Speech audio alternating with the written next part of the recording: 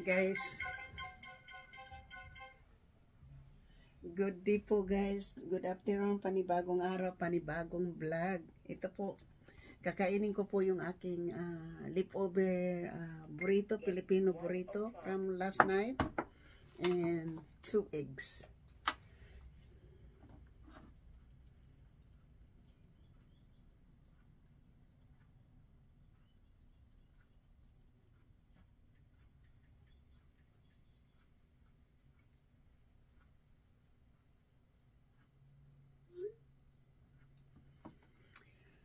So, kain po tayo guys. Magbabalat po tayo ng itlog.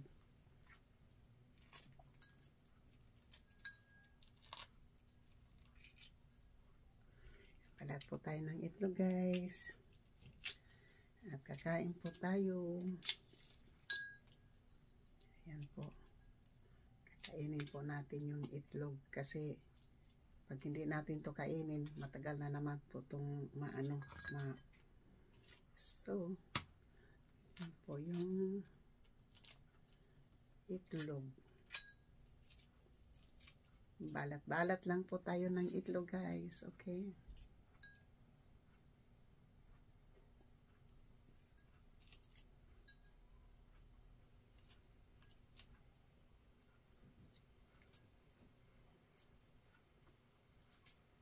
It's a boiled eggs.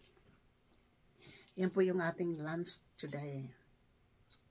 Bago tayo mag-ano. So, ito po yun. Ito po yung egg yolk. Yan po yung egg yolk. Yummy.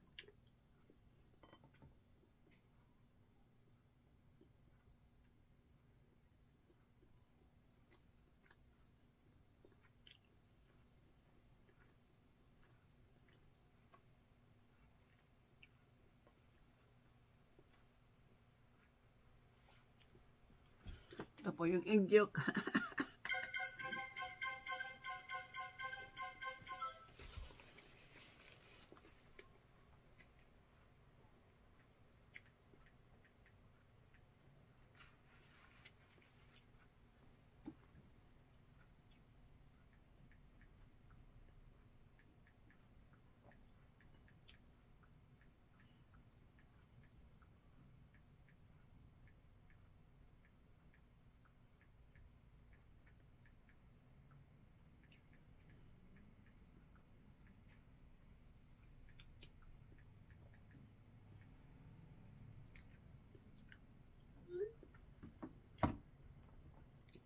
So, here's the burrito.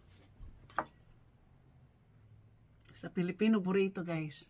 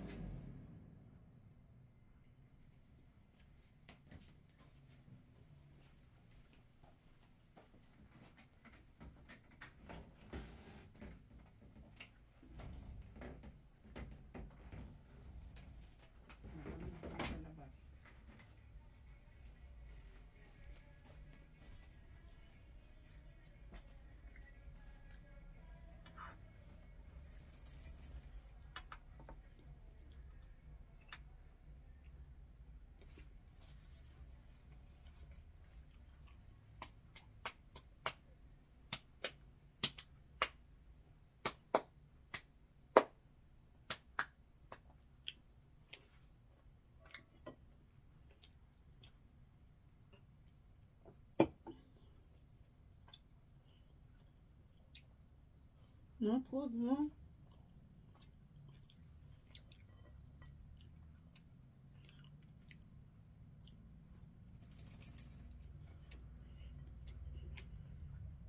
So, kain po tayo. Ito lang po yung lunch natin ngayon po. Ay leftover na burrito. Sayang din kung hindi natin kainin. So, masarap naman po. Ngayon ko lang po nakakain ng Filipino burrito na adobo po yung pork adobo po yung lagay or chicken. Tapos yung laman pong kanin po ay sinangag. Parang chicken adobo po ang binili ng aking anak.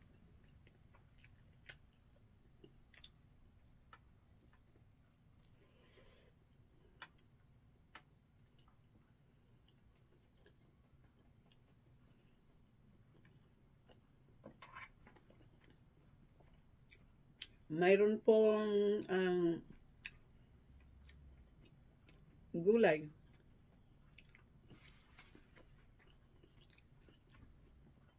Mayroon pong red cabbage, tomato.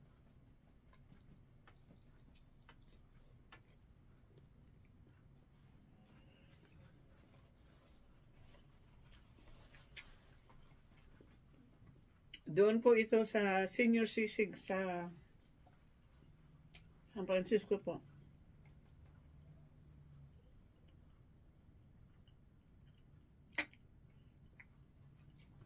Sa Ferry Terminal.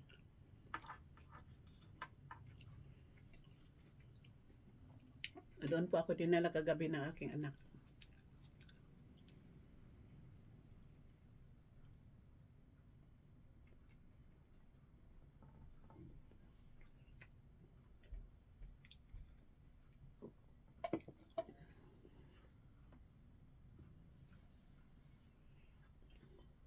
Tahimik po yung aking aso kasi mayroon akong pamalo.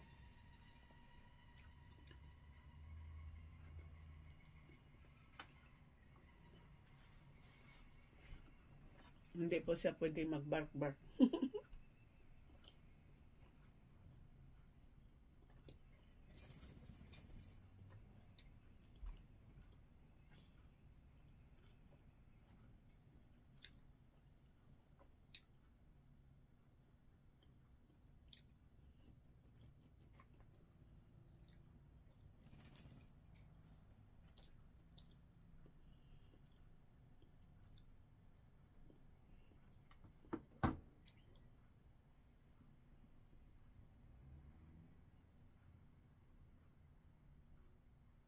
Using a walker or cane, these can help, but they don't prevent all falls.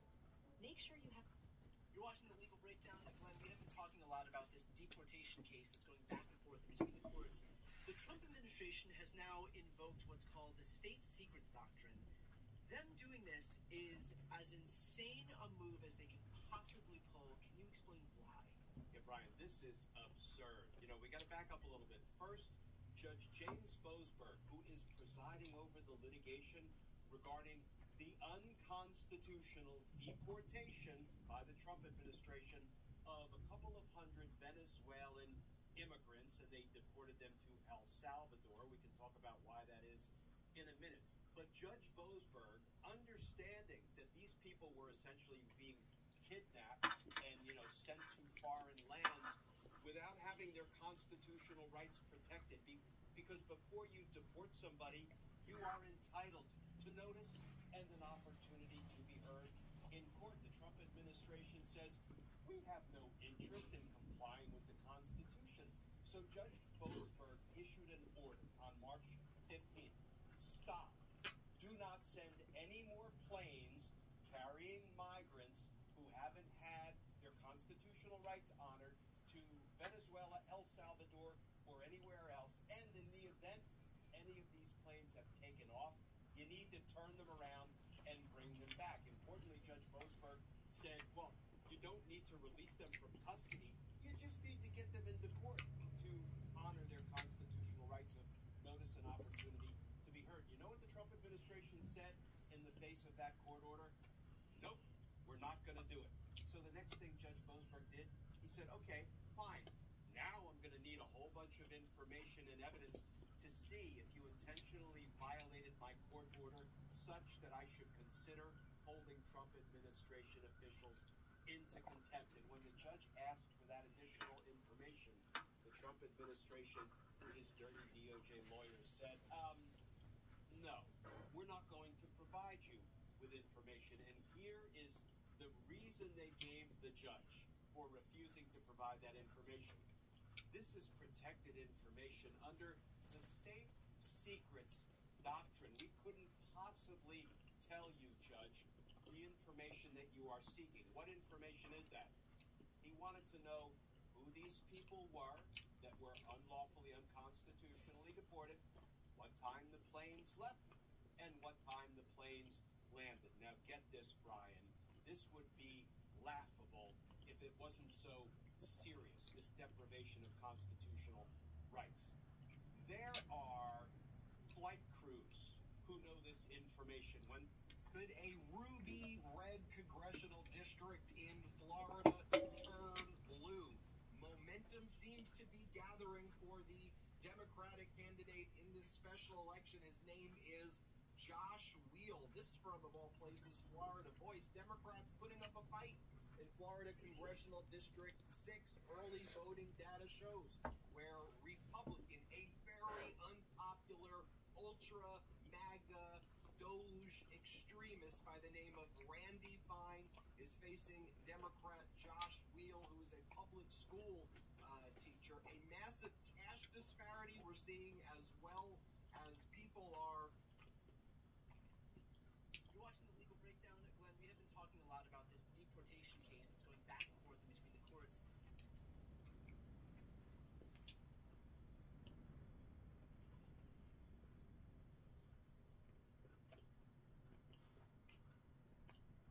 Sorry. Yeah.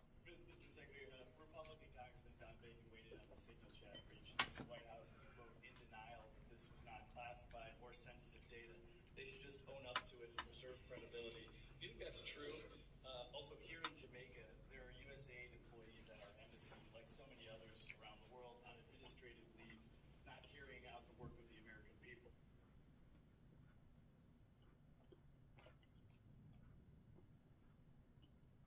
Can I ask about the signal? People. Do you worry that the Doge effort won't ultimately end up benefiting U.S. taxpayers? And Prime Minister, violence and instability remains in Haiti. What would you like to see from the United States in terms of being a productive force? And a State Department envoy. Well, now this is just getting brutal, okay? It was Caroline Leavitt's turn to respond to reporters' question about Signalgate, as it's being called, the security breach, the journalist being invited onto a group chat on Signal as sensitive strike times are being discussed, and a security breach, the like.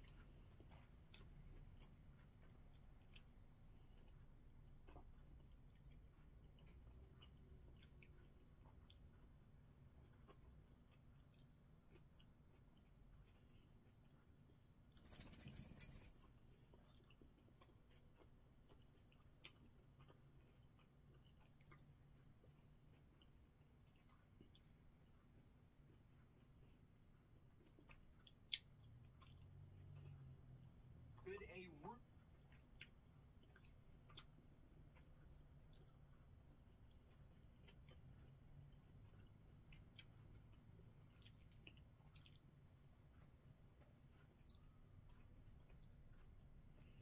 Bukas.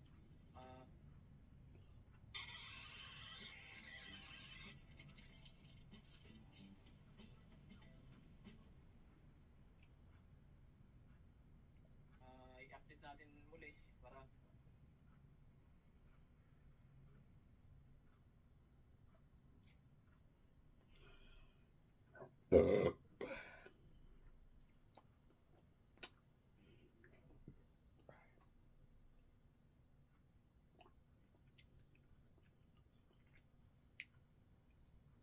J.D. Vance's wife, Usha, is being used as a pawn this week by Donald Trump. The internet in America sucks. You pay too much, your internet speeds are some of the slowest in the world. You get lousy customer service. Sonic is changing all that. We offer faster, more reliable internet for one low price. We provide award-winning customer service you can count on. We are bringing America's internet up to speed. Try faster, more reliable internet today.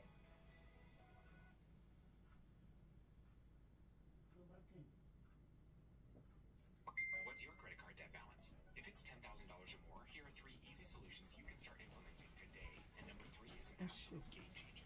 Number 1, the first step is back on your. So thank you guys for watching. Finish eating. Okay. Payments could literally keep you in debt for decades. $10,000 a day. Thank you so much. And I love you guys all. Sorry na na-distract po ako. Hindi ko po napansin. Okay lang po. So shout out po sa aking mga minamahal na mga subscribers, silent viewers, mga FWs, kaibigan at hindi migalab, shout out po.